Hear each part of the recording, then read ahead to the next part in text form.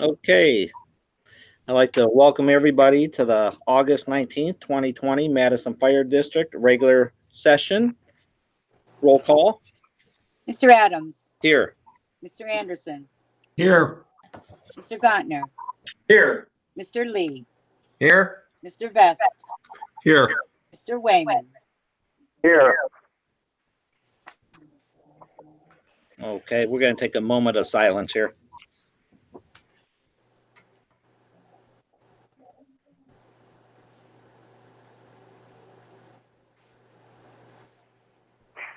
Okay, thank you. We're going to move on to the minutes from 7/15/2020. Do we have a motion for those? So move. Mr. Lee, second. I'll second, Mr. Chairman. Mr. Gottner, is there any discussion on those? Roll call. Mr. Adams. Yes. Mr. Anderson. Yes. Mr. Gottner. Yes. Mr. Lee. Yes. Mr. Vest. Yes. Mr. Wayman. Yes. Okay, we're going to go on to the bills and payrolls from July 2020.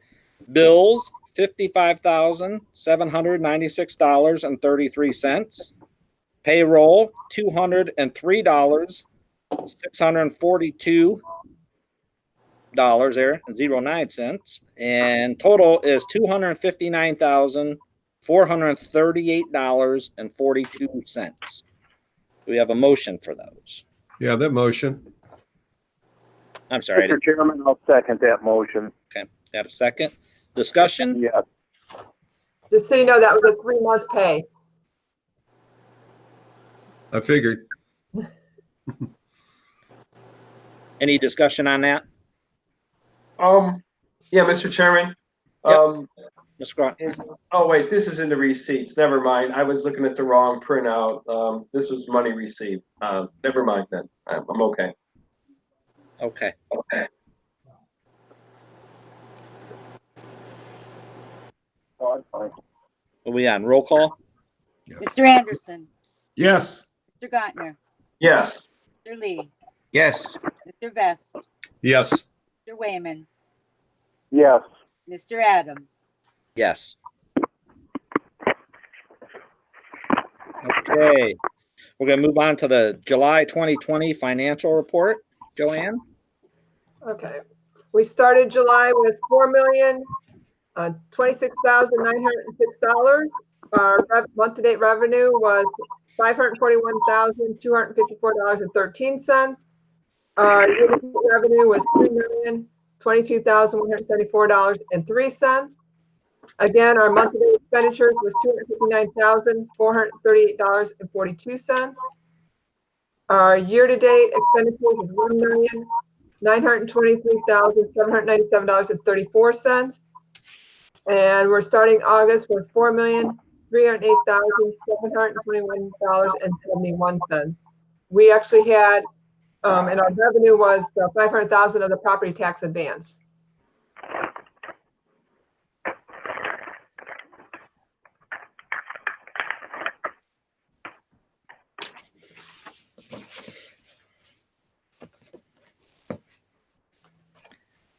You just waiting for any questions there, Joanne? Mhm. Okay. Any questions for Joanne? No questions on the totals or anything like that. My question lies, the truck is, that's been paid for, correct? Correct. Okay, just Yeah, making. Okay, so the vendors, you've received the voucher or for the PO, and everything's been taken care of except for other things that need to be done, correct? Correct, yes. Are you Very good, talking pickup truck and fire engine both? Both, yeah, they're both been paid. Okay, very good. Mr. Chairman, just a question for Joanne. Yep, Mr. Grant. Yeah, Joanne, you'd sent us out an email earlier in the week. We got about $41,000. Was it $41,000 more than you anticipated in the second half tax collection? Correct, when we received it, yes, we actually received the settlement on there. And our fees were a lot less too this time. It was, I need to send my fees. Our total fees for, that we collect, they charge us with $46,578.06, and that has to show up in our August, but it was only $8,000 was their collection fee for the second half. So they hit most of it in the first half collection. Yes. Okay. You think that might, any idea why we ended up with more money than you anticipated? No real explanation. No, I didn't see it on there really. Okay. I think because we budgeted 95% and instead of 96. That's the formula we use. I think we budgeted 96, but I also think, I mean, there has been some development, and I don't know whether any of that back taxes? I'd have to look on that. I have it there at the office on it. I can forward you the settlement on there. You don't have to. I was just curious as to. It was a nice surprise because I figured we were going to get less and we ended up getting more. I know. That's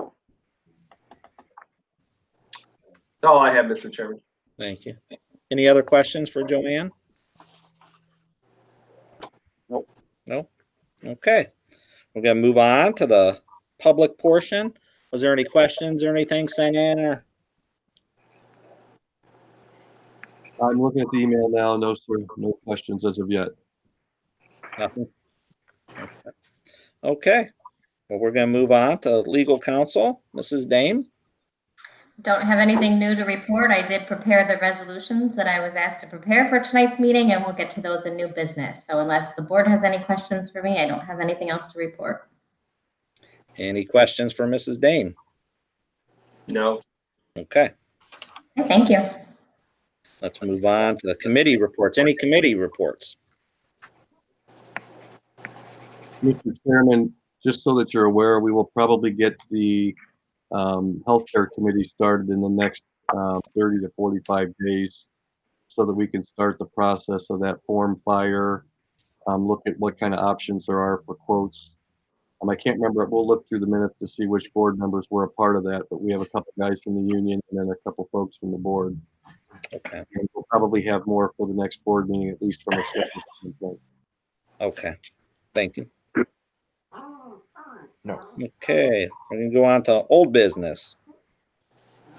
I don't see any old business. We're going to go on to new business. That first resolution 2018. Mrs. Dame, you want to take that?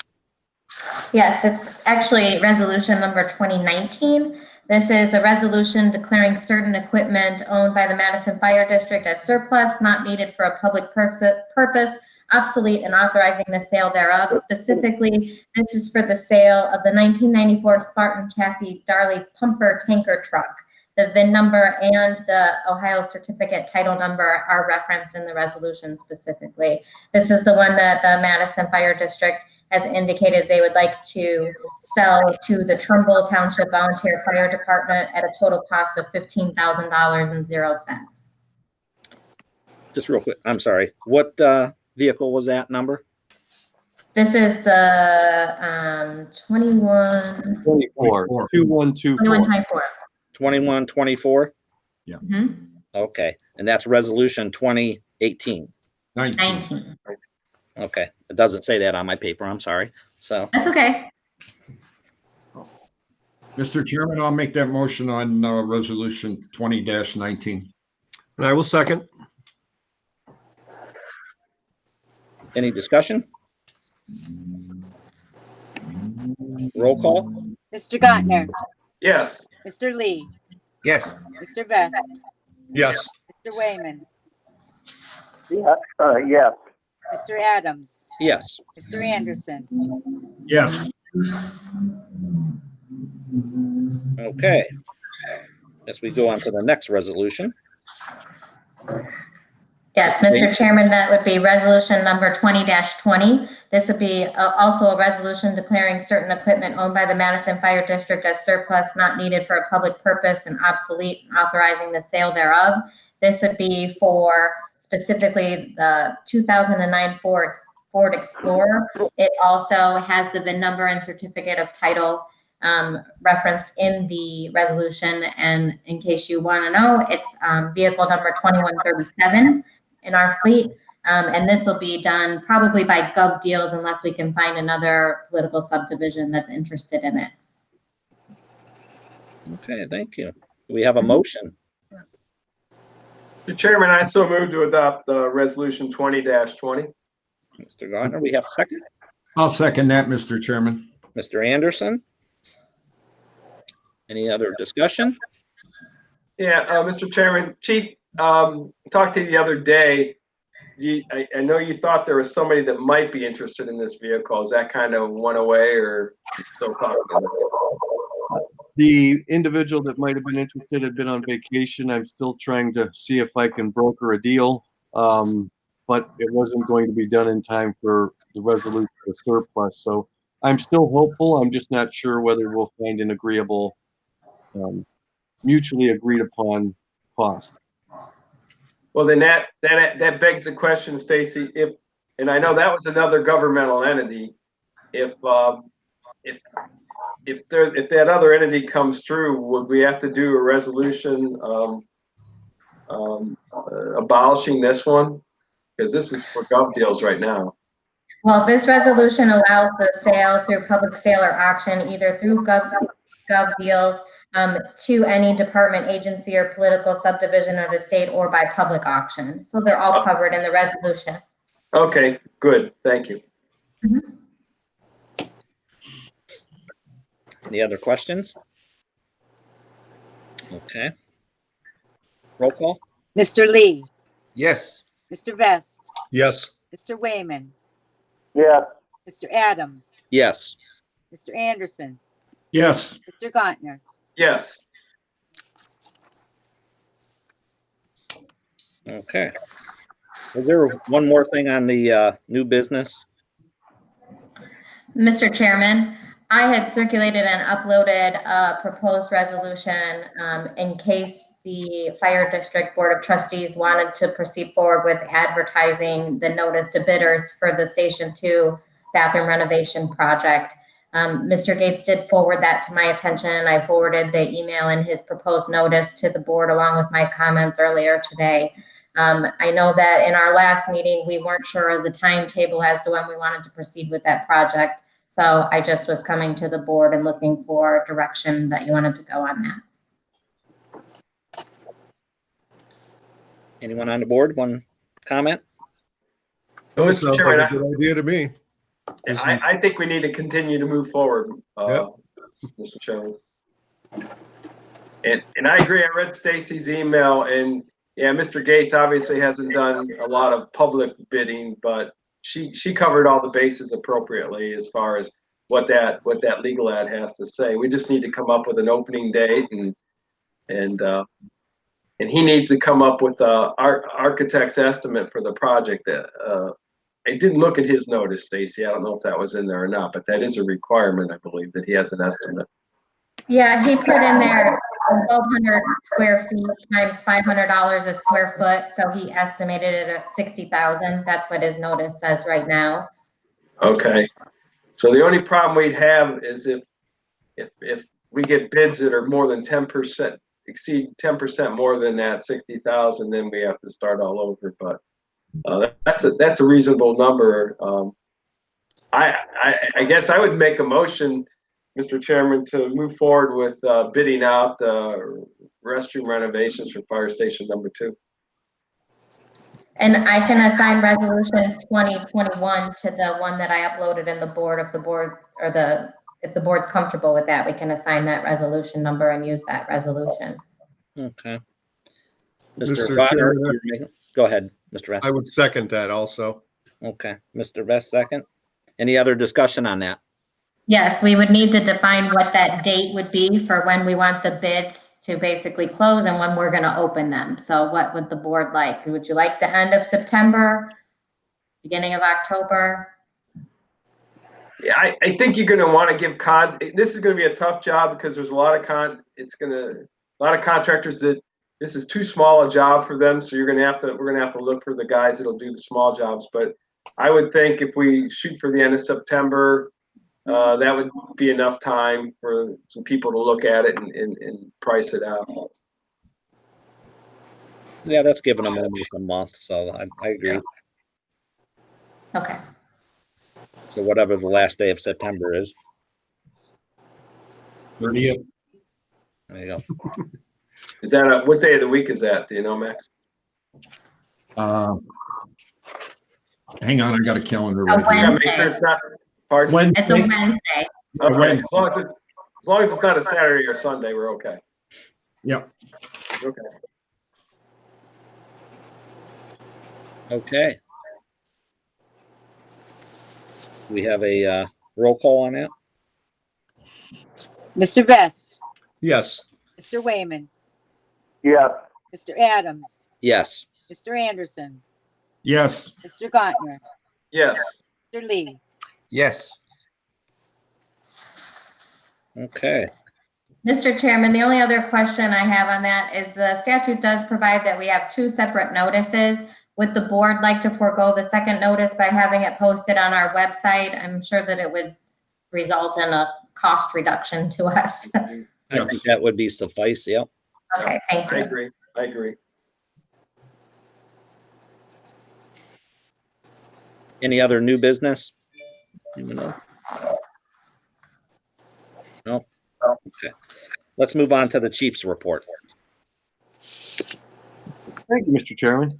Joanne hit the financial overview.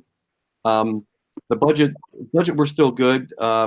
If you note, we have had some increase in some overtime the summer months with COVID, with people taking leaves of absence, vacation. We've seen more overtime than we're accustomed to, but it's not out of control.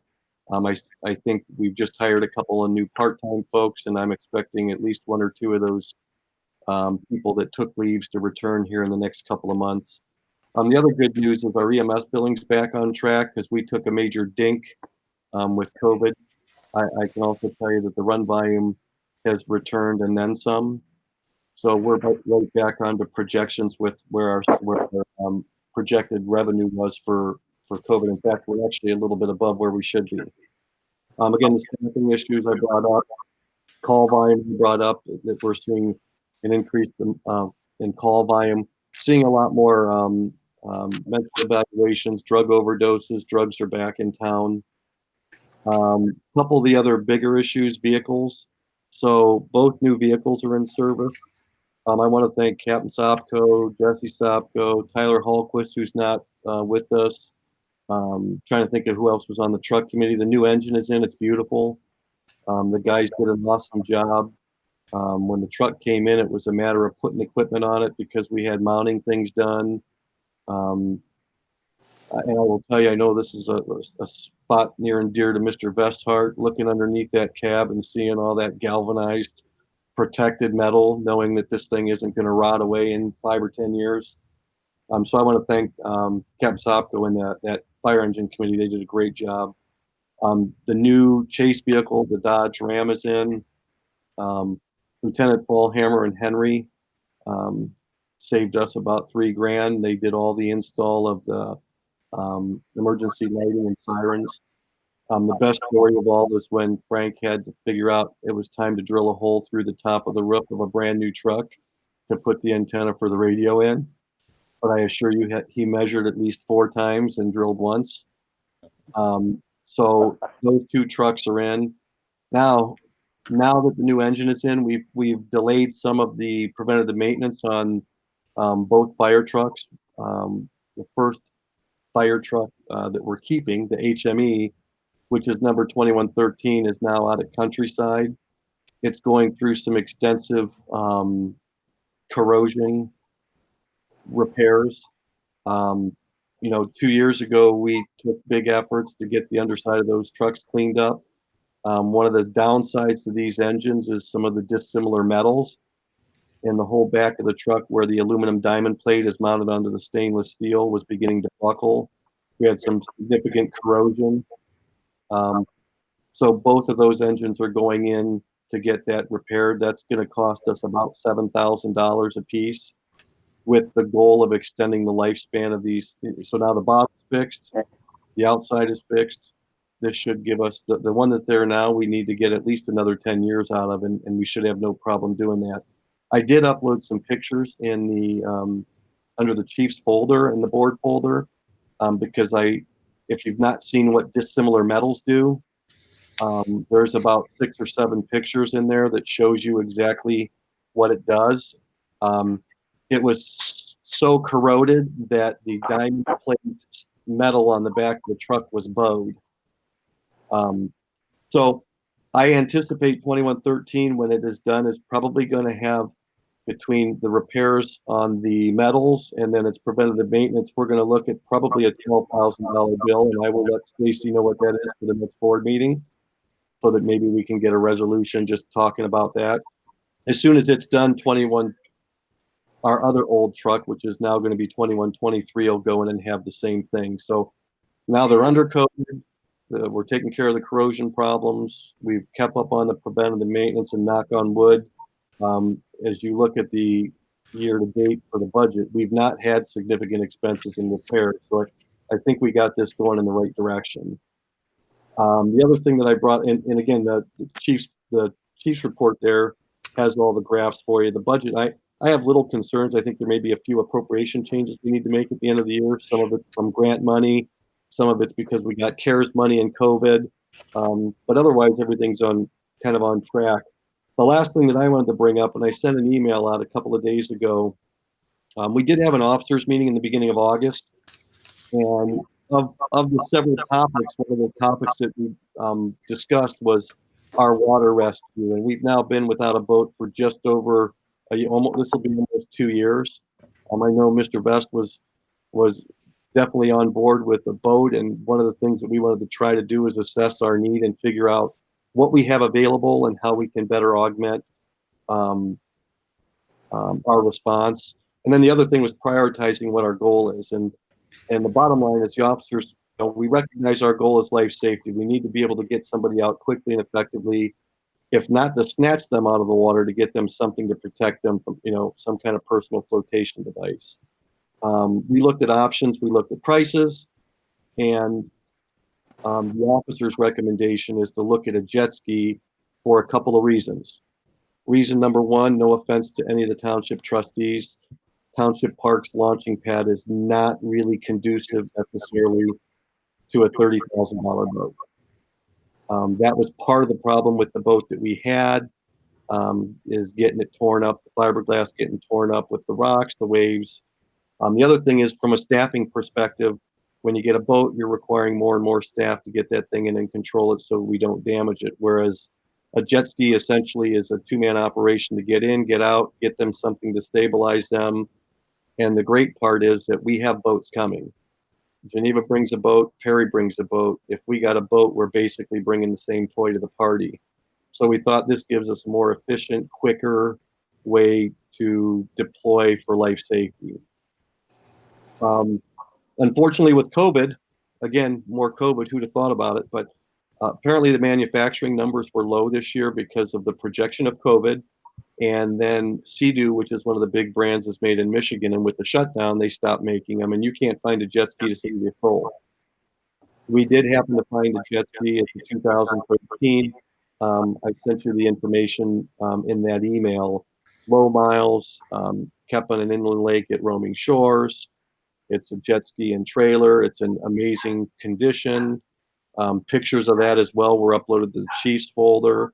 The asking price for the jet ski with the trailer is $5,500, which is significantly less than anything that we may have been able to find to purchase.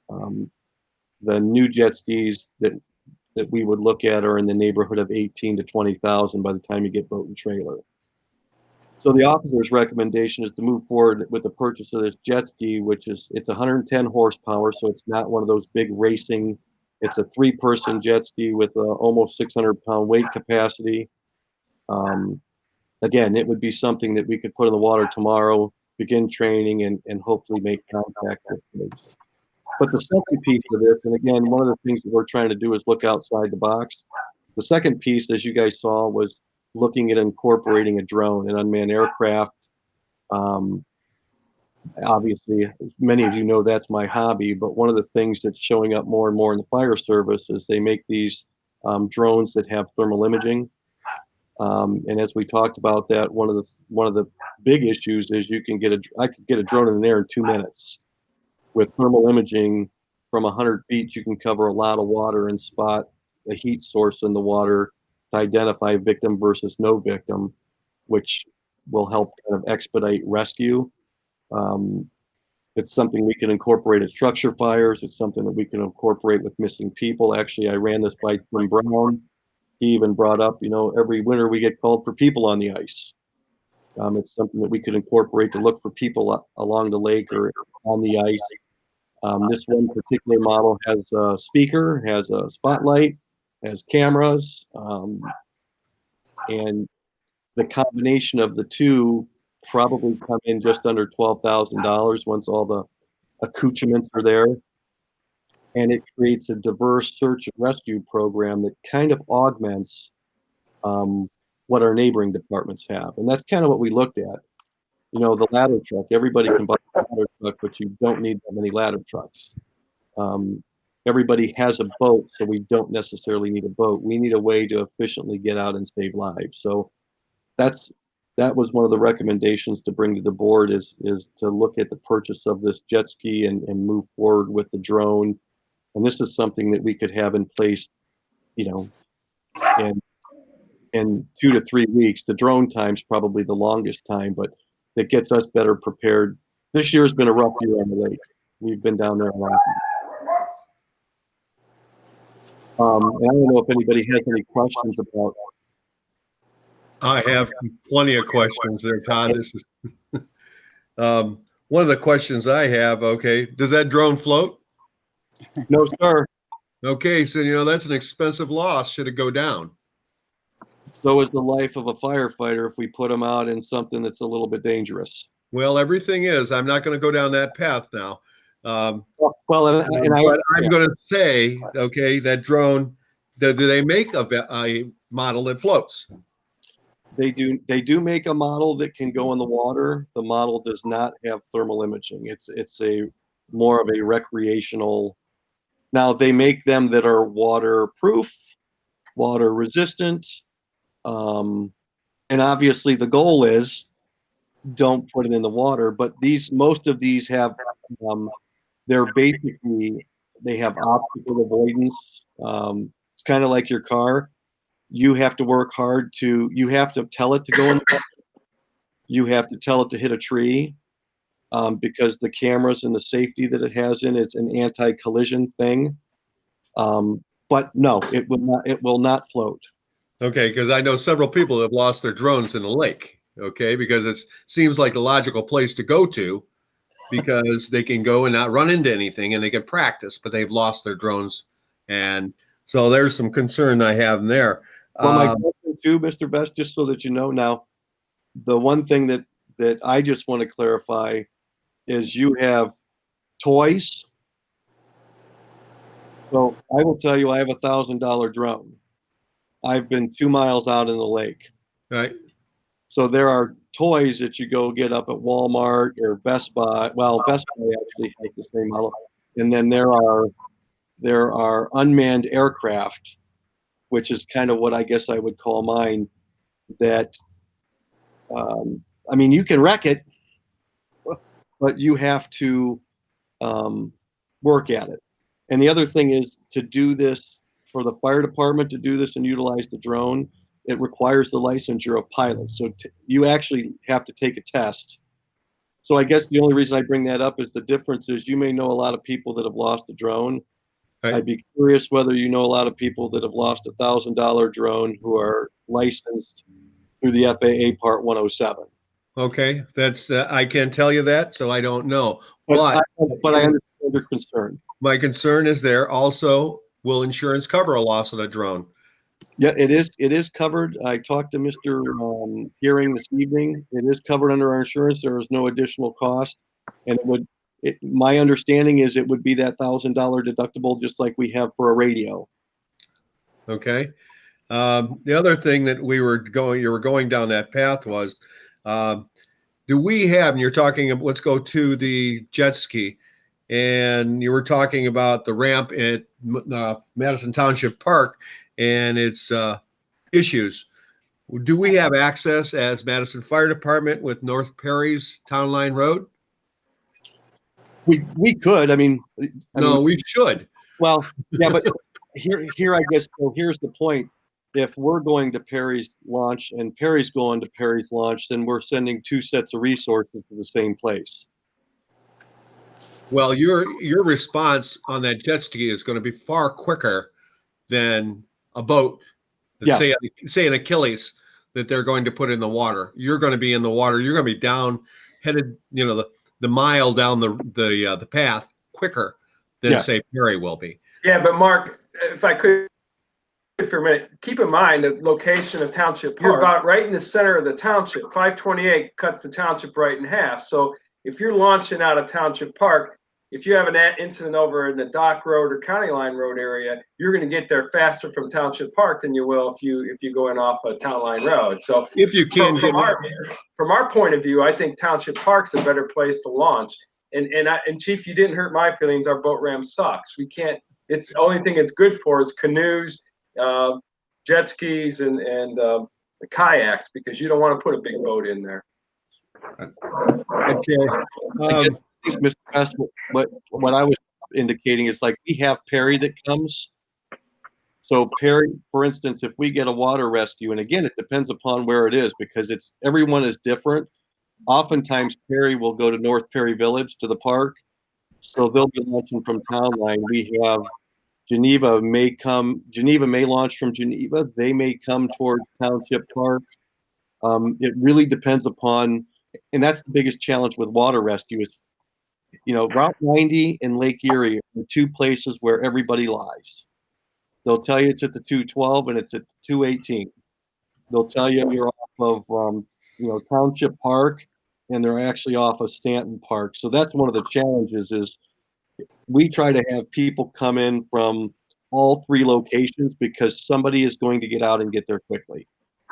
Does that make sense? It makes sense. Now, I understand, but I don't think that it would be a bad move for us to have access to that facility. Oh, yeah. Okay. Just know where we want to go and we figure it out later. Okay. Yeah. But getting back to the drone, and you were talking about, my concern is still that it could be lost. Okay, right. Because in all chances, what's going to happen is it could be in the most inclement weather, most likely when you're out there. Okay, hard winds, rough seas. It's not going to be a beautiful sunny day. Not that it can't be, but in likelihood. So I'm just saying it's a greater chance of something happening. That's all. And I'm very cautious about that because it's an expensive little loss. But Mark, you're not only using it out over the lake, you can use it out in out in South Madison. The young kid wanders away and gets into the woods or into a big cornfield or into a grape vineyard. You can't think of it just as the lake. There's a lot of other uses over dry land where you could use a drone and it wouldn't necessarily be over water. Agreed. And another piece to that, again, I think with the drone, there's an education component too, and maybe I should have focused on that a little bit more. For instance, unmanned aircraft, depending on the size. So this drone that we're looking at is about 1.5 pounds. So you can have a registered drone from 0.5 pound to 55 pounds. So this has to be licensed. We have to be licensed to fly it. The FAA 107 class essentially is like a pilot's class. So there are restrictions. For instance, the drone that we're looking at, greater than 25-mile-an-hour winds, it's kind of like a light helicopter. There are times when we call for a helicopter and the condition is such that they can't fly. Right. So there are going to be times, and it's no different than, we have a boat and there are times that we aren't launching the boat. So while I completely appreciate your concerns, I think part of that's going to be on the education on our side. This isn't a just take the drone out for a fly. This is, and there's actually apps that you incorporate with, the thing basically runs off a tablet. But there's an app that tells you wind height at 200 feet, It tells you wind direction. It tells you air temperature. So there are parameters that yes, drone flies, or no, drone don't fly. But it could be a perfect sunny day, and I will tell you, when I first bought mine, I took it 1.5 miles out in the lake, and I got really nervous because I realized that if it runs out of gas, it doesn't float. But as I've become more comfortable with the technology, I mean, these things will turn around. If it recognizes in its computer, it knows that you're X far away and your battery life is at X, it will literally turn around and come back home. You have to manually tell it, don't do that, in order for you to be 1 mile out in the lake and run out of batteries. Okay, that's good, Ted. I feel more comfortable now that I've understand there's a little more training involved about the things that are involved to be able to be safe. And you know what? You live around the corner. Someday when I'm flying, I'll stop up. I know Mr. Gautner's seen. I think it's hard to envision until you see. And Mr. Gautner, I don't know. I think your thoughts were like until you really see this technology, and then you're like, wow, okay, this isn't little Johnny's drone that got stuck in the tree. This is one that you can steer, and it will avoid obstacles for you and continue on its path. Yeah, I agree, Mark. If the chief and you and the chief do live close together, you gotta see him operate this thing. It's amazing. Right. He came over to my house one day, and he went about 300 feet up in the air, and I didn't realize if I could build my house 300 feet high, I'd have a beautiful lake view. But unfortunately, township zoning won't let me build that high. Yeah, I hear you. So yeah, that's good. Just don't fly it over my house because you're going to meet a friend of mine if you do. You have no idea how many times I've flown over going to the railroad tracks. Yeah, okay, that way I'll appreciate. Thank you. Any more questions? I'm sorry. Any more questions, Mr. Best? Not about that. Okay. Are you finished with your report? I've got another item to add to after you're finished. That is all I have for you this fine evening. I'm trying to keep it short and sweet. Okay, then the only question I have, do we have a automated CPR device? Yes, we have 2 of them. Actually, yeah, we have 2 of them. They're called Lucas devices. Correct. Yes, we do have. Would you not feel better if we had one in every unit? I absolutely would. Do you think that being a little more creative with our CARES Act funds? I understand that those are available for that. Actually, I just got corrected. We do have 3. I thought we had 3 because I thought there was one in the transport squad, but the chief doesn't spend as much time in the ambulance as he used to. That's quite all right. I will tell you with the ones that we have right now, it would be nice to have it in every squad. But I will also tell you the reality is that we often don't have the staffing to run every squad. Okay. And they are about 18 or 20 grand. They cost you about $1,000 a year for preventative maintenance. That's one of the things that as officers we're going to look for from a grant standpoint is replacing those, and actually the cots that we have, trying to replace them. I mean, we could certainly buy another one. No, what I'm saying is that they are acceptable expense through the CARES Act. Yes. Okay. So what I'm saying, I think you understand.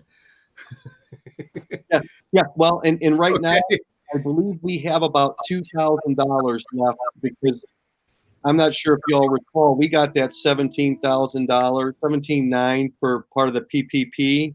Right. The fire district did not get the additional CARES money when you guys all got your big bulk checks. Fire districts were not included in that. So when you got your big 6-digit checks in the township and the village, the only check that we've ever received is that 17.9, which was part of the PPP. Correct. We can go forward with utilizing the funds, correct, still, and asking for more. Can we not? Joanne, I'm not sure we can ask for more. I think that the next bill passing is supposed to be addressing fire districts. Right. But the township and village can use some of their carry acts to the district. Yeah, I mean, the village could buy one and give it to us in the town. The way that they- Yeah, I think the township would be more appropriate. We are trustees after all, you know. But no, I'm hoping that we get something else additional in the CARES Act. Okay. Right now, the 17 that we got, we've probably spent 15. Okay. I'm hoping that we have an option for more. Okay. All right. Very good. Thank you. Yes, sir. Yeah, Any other Mr. Chairman. questions for Chief? Yeah, Mr. Chairman. Chief, for the heck of it, find out what they cost and let Tim Brown know. I'm not sure how much we got left in our CARES Act fund, but I would rather, if we're going to have something left over, if we can buy it, I don't know how Max and Pete feel about that, but if we aren't going to spend it all, we can buy it, then I don't have a problem with that. Heck, we'd even keep it down at Station 2 in the township for you. You do what? We'd even keep it down at Station 2 in the township for you. There you go. I don't know. Good idea. That's just my thought is if it's not too expensive, because I don't know that we're going to spend all our CARES Act money or not. I will definitely get a price for you on that and get it to Tim. Okay. What do you think, Max? I'll talk to you later about it. Okay. It I sounds guess good. Pete will talk to me later too. No, I wouldn't be opposed to that idea, Ken. No, Okay. me neither. Me neither. If it's available, Ken, I have no problem with that. Yeah, I just don't know where we're going to be. I don't know. We've bought a lot of stuff. I just don't know how much we're going to have left. We need to check with not our marina in that. Yeah. That's all I have for you, gentlemen and ladies. Okay. Anyone have anything for the chief? Anything else? With the Well, drone, jet ski, any of this? The question is, do we need to make a motion tonight to buy this stuff? What was the, I mean, that jet ski, I think is a wonderful deal. I wouldn't want to wait too long on it.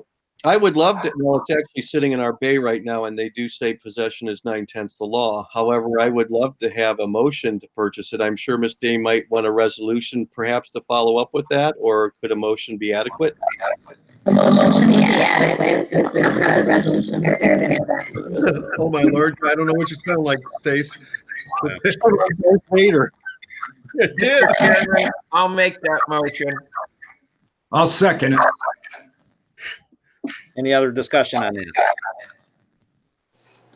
Roll call. Mr. Wayman, Yes, Mr. Adams, Yes. Mr. Anderson, Yes. Mr. Gontner, Yes. Mr. Lee, Yes. Mr. Vest. Yes. Is that for only the jet ski, correct? Yes, That's sir. for the jet ski. Yeah. Okay. Only the jet ski. Actually, I guess we could have that conversation now. The drone actually falls below that cost of requiring the board, but the drone that we're looking at, the drone itself is $3,500. It comes with one battery, and one of the things that we would want to do is get a couple extra batteries. So basically, one battery gives you about 30 minutes of flight time. The goal would be to probably have 2 spare batteries and some ancillary equipment to go with it. So I don't think that now the drones that you speak of, Mr. Vest, there are some that we could crash in the lake and that would float to shore, but we would be spending about $20,000 or $25,000 as opposed to this is the low end. It's made by DJI. It's called, they're Mavics. Mavic is one of the top brands of drones that are what they call consumer/business.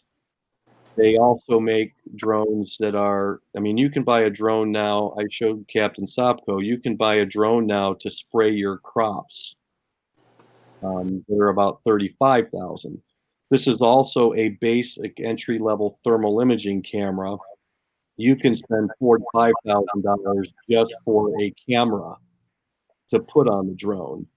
So that's what we're looking at is, again, it's kind of like the entry level, see where we can develop it and see where we can go, see how many uses we have. I think actually the drone probably will have more uses than the jet ski. However, So I guess I could throw that out there too, if anybody is interested in making a motion to move forward with the drone, even if you wanted to set a spending limit, I can tell you the ballpark costs. But I think that that gives us a very diverse set of equipment that augments what the neighbors bring to the party, and will help us access people quicker. And, you know, on the lake, the goal is to find people. If you can be 100 feet over and look for a glow, that gives you a much better chance than floating around in a boat. Hey Todd, do we have who in this area is on the drone team? The only person in this area is Tim Doyle with the township. Now, and I would be more than happy, I think, to have a couple people participate. I'm trying to think. I think that we need to have some basic function independently of the county team. I think the county team is a great resource, but I think this gives us some pretty basic, you know, there's a lot of things that the county team goes out and does that would be very simple for people to do themselves. I think there's a big misunderstanding of unmanned aircraft and drones. And, you know, actually, I was kind of hoping if we had in person, you guys could see the new fire truck and see the great job. You could see this jet ski. And I actually have my drone in my car, because that was the other thing after the meeting I was going to say, here, if you haven't seen them, this is what they look like and this is how they work. But I think that this is something that we can do as a basic level before we reach to the county. I'm not a firm believer in going to the county, just like our disaster plan where we, you know, we created sheltering. We need to do something first, call for the county for backup. So, you know, before we're calling the county for all of our problems, we need to make an effort. Well, I know that we didn't have anybody on this end of the county. That's why I was asking. So I know it's kind of difficult and time consuming to get someone out here like ASAP when we need it. Yeah, and Doyle is here. I know he's got a drone because we had boaters in the water here, probably a month ago. And I actually had my drone, was on the way down to the lake, and Tim grabbed his and flew out, was 8 foot over top of the head of the people in the boat. Guy gave us a thumbs up, pointed to his motor, his alternator belt broke, showed us the alternator broke. So now we know that we don't have life safety, right? So it changes your entire approach. And maybe we don't even need to put people in the water because we are able to communicate and see that this is not an emergency.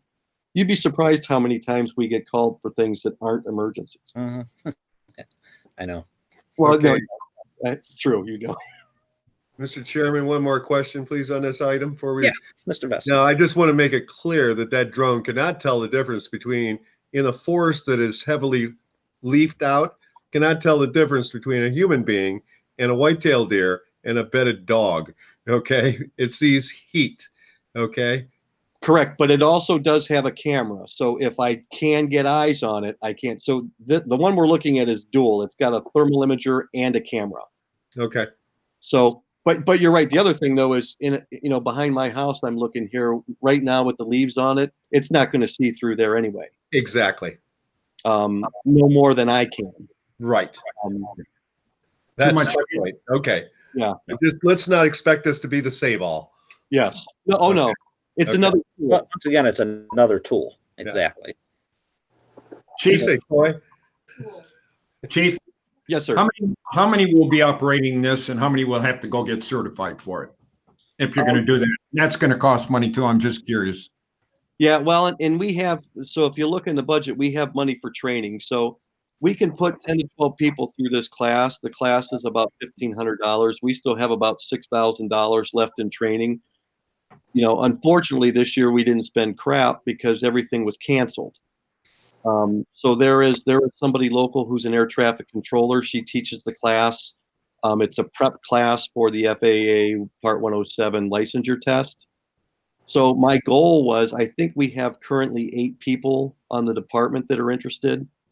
So the other thing is, this is not going to be, it is going to be a licensed pilot. This is not going to be the guy's here his third week, he gets the drone out and fly. So it'll be limited to probably 8 or 10. If I have extra space, I'm going to reach out to Chief Byers and McIntosh to see if they have anybody else that they want to get the education. And will there be a policy and procedure on this or something like that you would have? Yes, sir. Yeah. And it's based on the policy. We haven't created one yet, but the policy is going to be based on the specs of the unit. So for instance, like I can tell you the Mavic 2 that we're looking at has a wind tolerance up to 30 miles an hour. Okay. So when, as a pilot, you are going to have to do a weather check. The one thing that we don't have to worry about that a normal aircraft does is ceiling height, because you're only permitted 400 feet. Right. But there's temperature variations. If it's -10, you're not flying. If the winds are over 30 miles an hour or 35, I can't remember which it is, you're not flying. Right. Visibility, the obstacle avoidance only works when it can see. So if it's foggy out, obviously you're not. And these drones, you're required to have line of sight.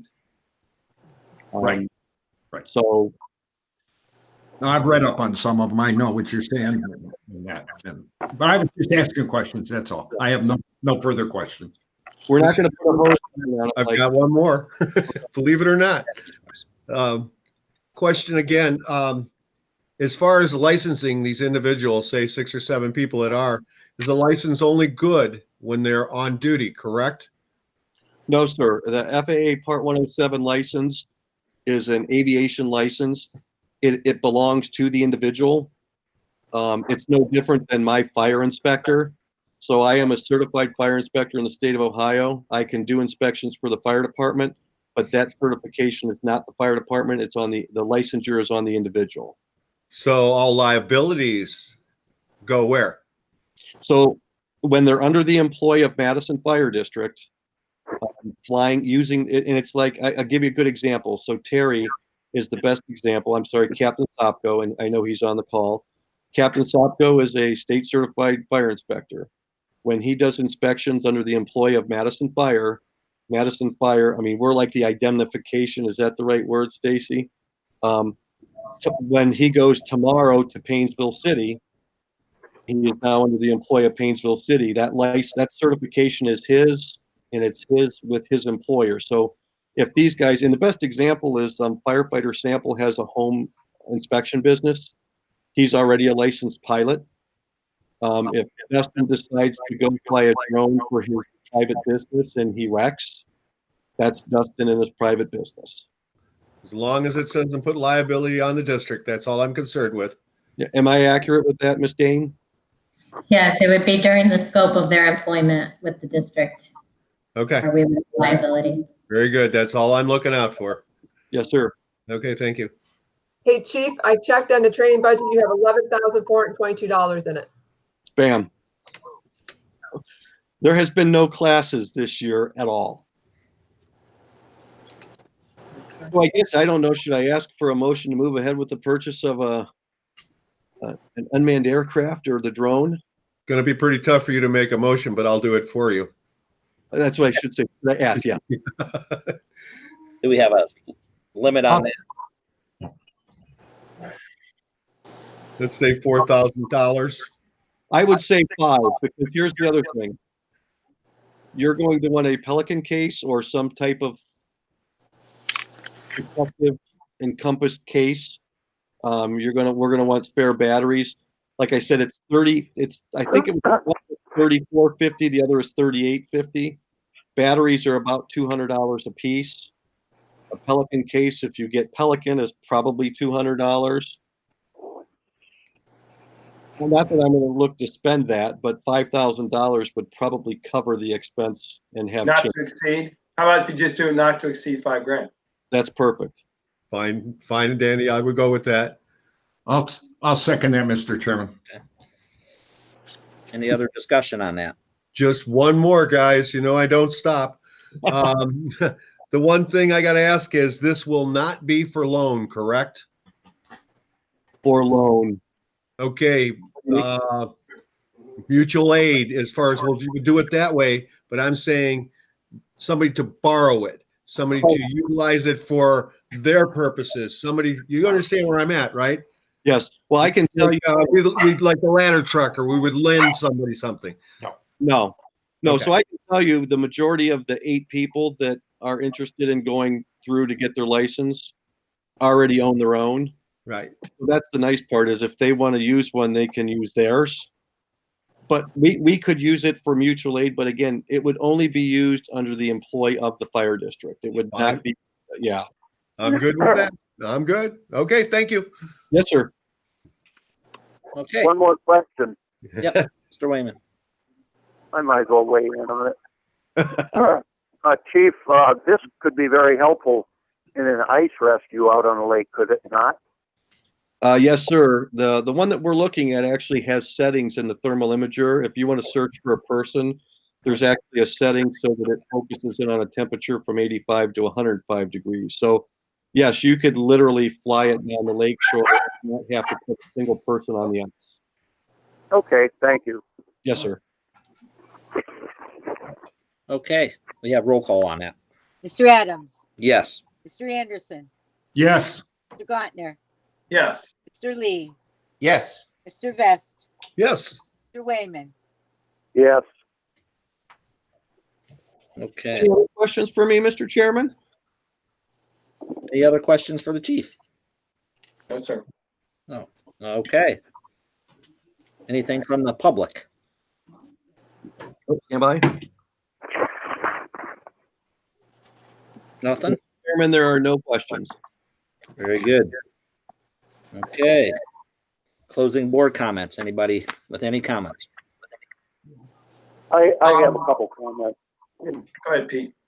Mr. Wayman? It's for the chief. Chief, my mother is, she turned 93 on Sunday. And 3 weeks ago, this coming Friday, she had a twisted bowel, a bad spell. And she was taken to the ER by one of our squads.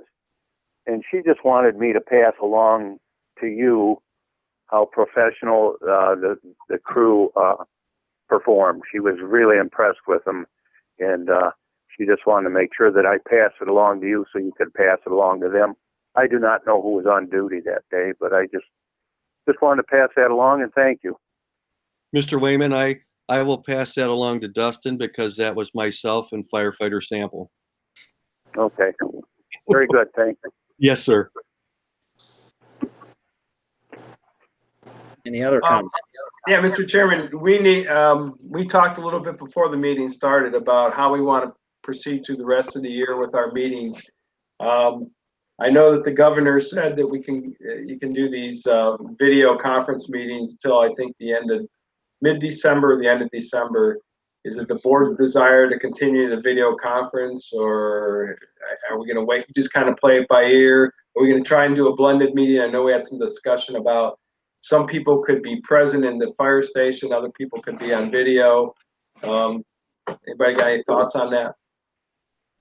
I'd like to keep it going. I could go for a blended meeting. Actually, Mr. Gautner, if I may add on to yours, I know I have talked to Sean Snell and CMH from our IT group. I don't know whether, if you'd like, if we want to make another motion to move forward with some of the IT things. I mean, we could probably get a ballpark idea of something so that we can try to get it moving before the next meeting. Otherwise, the next meeting will have to either be virtual or in person. Okay. I'm sorry. What did Mr. Anderson say? I'd like to continue on virtual like this, but I'm only 1/6. That's up to whatever. Okay, that's fine. I didn't hear you. And what's Mr. Wayman? You know what? I'm good either way. So whichever way you guys want to go, it's fine with me.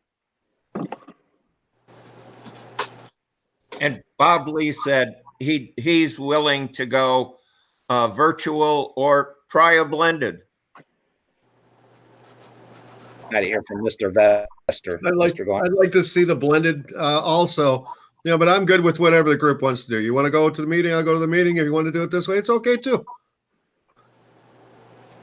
I guess I feel the same way. I mean, I know, Mark, you talked about trying on a permanent basis to put our meetings on YouTube so the public can watch, which I don't think is a bad idea. Nope. That would then probably force the hand of the blended type of meeting.